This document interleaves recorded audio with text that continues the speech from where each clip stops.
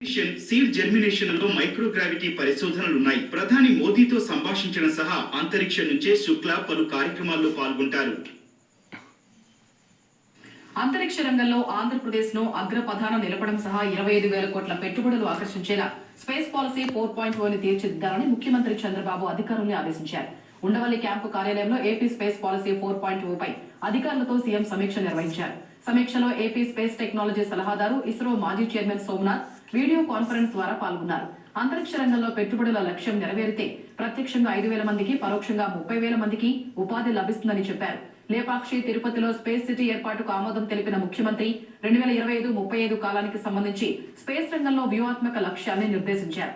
విద్యా సంస్థలు ఇందులో భాగస్వాములు చేయడం ద్వారా విద్యార్థులు ఈ రంగం వైపు ఆకర్షితులయ్యేలా చూడాలన్నారు. కమ్యూనికేషన్ రంగంలో అగ్ర సంస్థల్ని పెట్టుబడులు పెట్టేందుకు ఆహ్వానించాలన్నారు.